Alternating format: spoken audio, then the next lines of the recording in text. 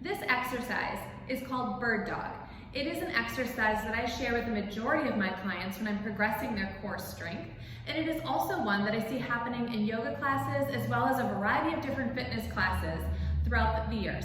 And what I have noticed is that people tend to move really quickly through this exercise and are not getting the most value from it. So what we're going to do today is I'm going to show you the position that your spine should be in optimally in order to get the most from doing this exercise to provide core stability.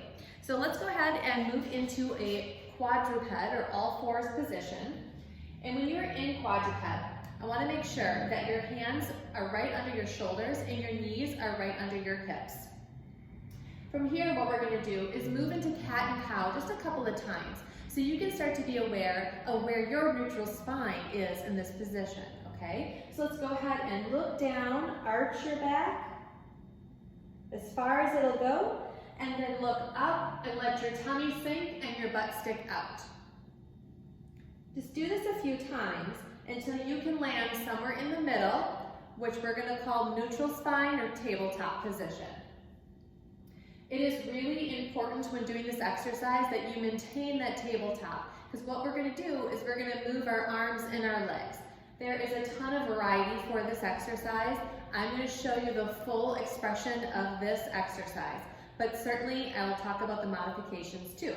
Okay, so in this neutral spine, what I want you to do is first slide your right leg out behind you without letting your back sink like that. So go ahead and keep it in tabletop, slide that leg out. Try to lift that leg using your butt muscles on that right side to lift. It is more about what are we activating versus how high we're lifting. If I go higher, I sink out of position. So back in tabletop, my leg can go about here. And then from here, what I'm going to do is reach my left arm forward. Now, oftentimes I see people twisting like this. So make sure that your pelvis is parallel with the floor. There's several ways we can do this, but what I would encourage you guys to try is see if you can hold this here so you can make those minor adjustments and become very aware of where your neutral spine is and simply breathe. No holding our breath, okay? We're going to switch to the other side on our exhale.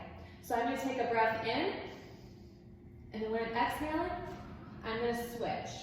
So I'm going to hold here, try to make some minor adjustments, find neutral. You can stay here for a few breaths, and then switch. So let's do this together. We're going to move on every breath. So I'm going to move with my breath. So we'll do 10 of those in a row. Starting now, take a breath in, and then exhale, reach. Inhale, put back down. And exhale, reach. Put back down. And keep going.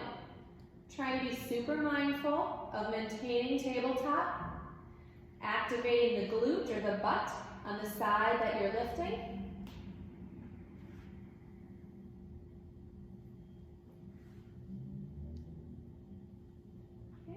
Keep going, just a few more.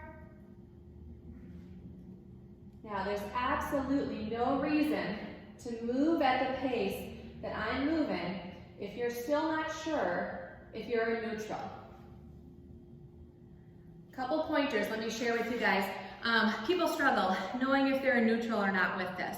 So I generally tell my clients or ask them if you can do this with just like a sports bra or no shirt and pants on or something, so you can look down and see your pelvis easier. That's one way that you can tell. Another one is to be in front of a mirror and see if you can take a side view and look at how you're aligned. Lastly, you can ask somebody to watch you and be a spotter, just so you become aware of if you are staying in neutral, because otherwise you're not getting the most out of this exercise.